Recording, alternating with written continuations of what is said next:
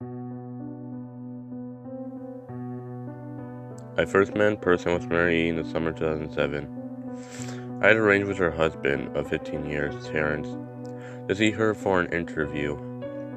Mary had initially agreed since I was not a newsman, but rather an immature writer gathering information for a few early college assignments and, if all went according to plan, some piece of fiction. We scheduled the interview for a particular weekend when I was in Chicago on unrelated business. At the last moment, Mary changed her mind and locked herself in the couple's bedroom, refusing to meet with me. For half an hour, I sat with Terrence as we camped outside the bedroom door. I listened and took notes while he attempted fruitlessly to calm his wife. The things Mary said made little sense, but if it was the pattern I was expecting, though I could not see her. I could tell from her voice that she was crying, and more often than not, her objections to speak with me centered around an incoherent diatribe on her dreams, her nightmares. Terrence apologized profusely when he seized the exercise, and I did my best to take it in stride. Recall that I wasn't a reporter in search for a story, but merely a curious young man in search of information. Besides, I thought at the time I could perhaps find another similar case if I put my mind and resources to it. Mary Eve was a side soap for a small Chicago-based bulletin board system in 1992 when she first encountered Smile.jpg, and her life changed forever. She and Terrence had been married for only 5 months. Mary was one of an estimated 400 people who saw the image, and it was posted as a hyperlink on the BBS. Though she is the only one who has spoken openly about the experience. The rest have remained anonymous, or are perhaps dead.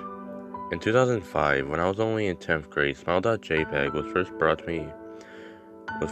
brought to my attention by my burgeoning interest in web-based phenomena.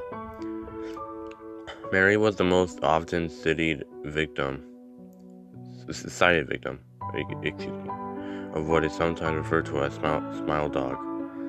The being Smile.jpg is reputed to display would call my interest, other than the obvious macabre elements of the cyber legend and my proclivity towards such things, was the sheer lack of information, usually to the point that people don't believe it even exists, or other than as a rumor or hoax. It is unique because though the entire phenomenon centers on a picture file, that file is nowhere to be found on the internet.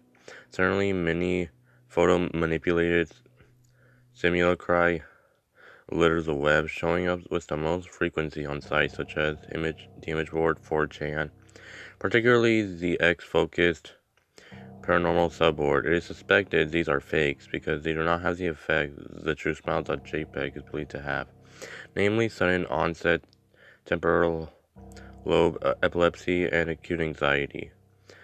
This purported reaction in the viewer is one of the reasons the phantom-like Smile.jpg is regarded with such disdain, since it is patiently absurd. Though, depending on whom you ask, the reluctance to acknowledge Smile.jpg's existence might be just as much of a fear as is out of belief. Neither Smile.jpg nor SmileDog is mentioned anywhere on Wikipedia.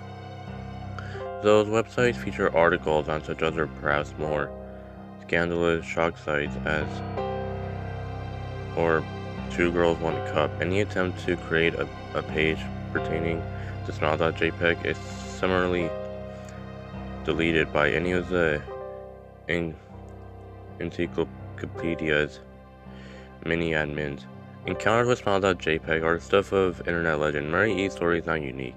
There are unverified rumors of Smile.jpg showing up in the early days of Usenet, and even one persistent tale that in 2002 a hacker flooded the forums of humor and satire website. Something awful with the stolage of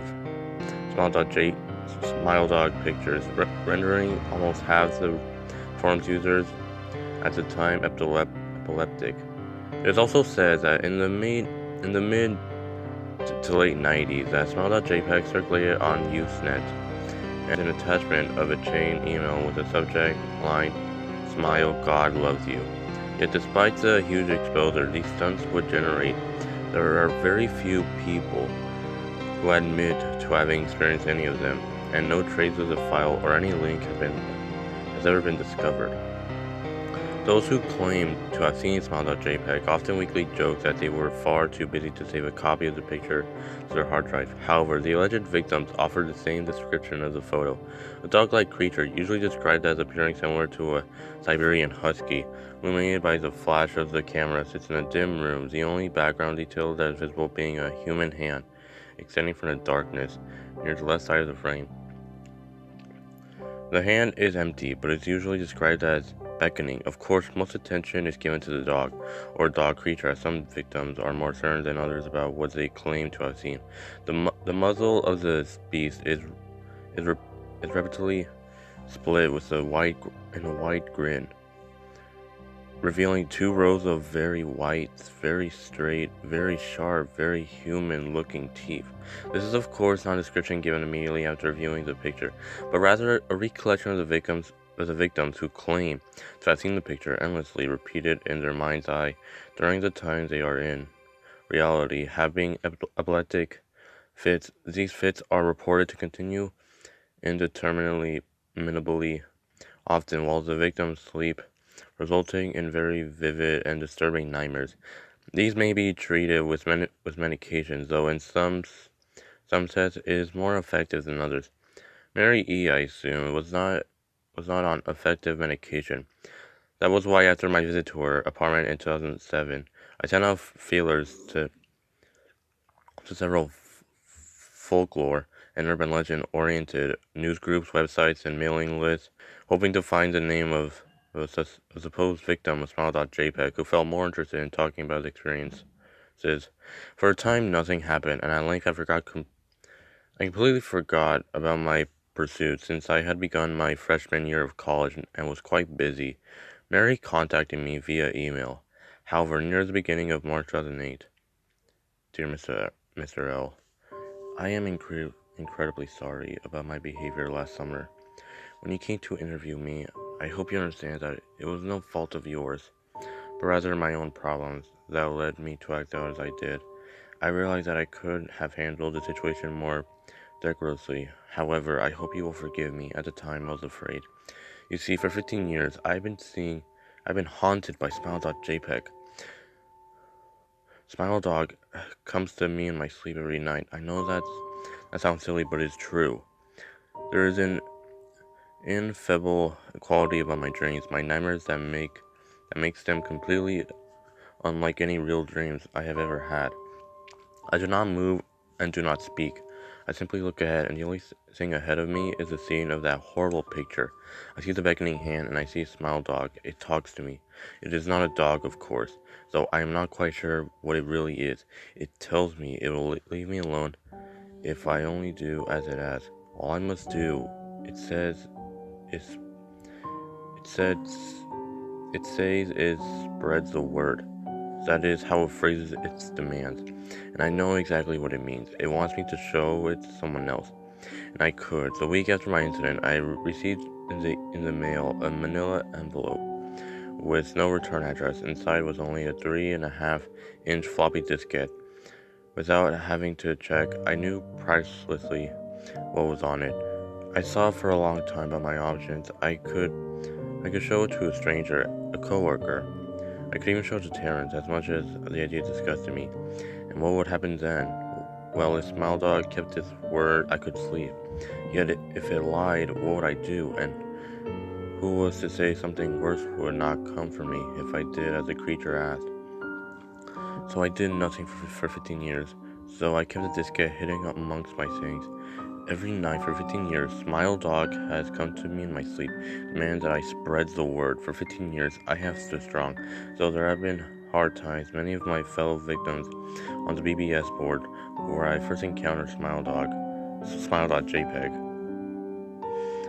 Stopped posting. I heard some of them commit suicide, others remain completely silent, simply disappearing off the faces of the web. They are the ones I worry about the most. I sincerely hope you will forgive me, Mr. L. But last summer, when you contacted me and my husband about an interview, I was near a breaking point. I decided I was going to give you the floppy diskette. Did not care if Smile Dog was lying or not. I wanted to end. You were a stranger, someone I had no connection with, and I thought I would not feel sorrow when you took this diskette as part of your research and sealed your fate. Before you arrived, I realized what I was doing. I was planning to ruin your life. I could not stand the thought, and in fact, I still cannot. I am ashamed, Mr. L, and I hope that this warning will dissuade you from further investigations of Smile.jpg. You may in many time encounter someone who is, if not weaker than I, then wholly more depraved, someone who will not hesitate to follow Smile Dog's orders. Stop while you are still whole. Sincerely, Mary E. Terrence contacted me later that month with the news that his wife had killed herself while cleaning up the various things she'd left behind, closing email accounts and the like. He happened upon the above message. He was a man in shambles. He wept as he told me to listen to his wife's advice.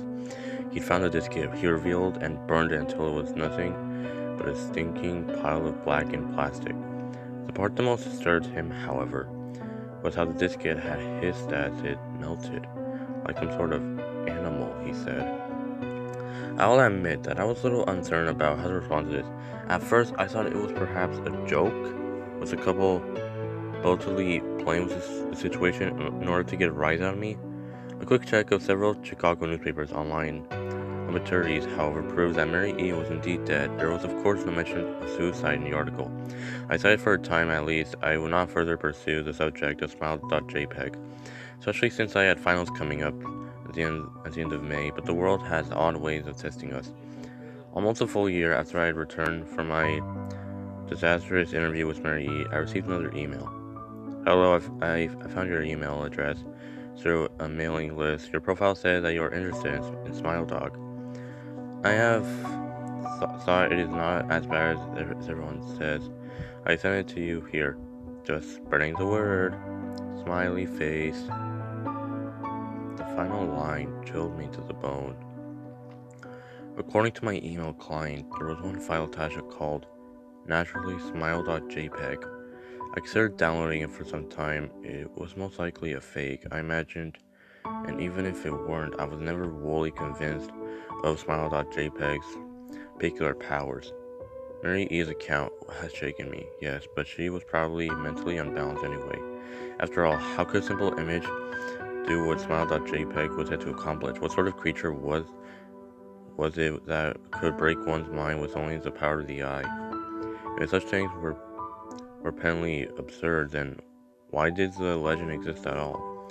If I download the image, if I looked at it, and if Mary turned out to be correct, if Smile.dog came to me in my if Smile.dog came to my dreams, demanding I spread the word, what would I do? Would I live my life as Mary had, fighting against the urge to give in until I die? Or would I simply spread the word, eager to be put to rest? And if I chose the latter route, how could I do it? Whom would I burn in turn? If I went through with my earlier intention to write a short article about Smile.jpg, I decided I could attach it as evidence. And anyone else who read the article, anyone who took interest, would be affected. And even assuming the Smile.jpg attached to the email was genuine, would I be capricious enough to save myself in that manner? Could I spread the word? Yes. Yes, I could.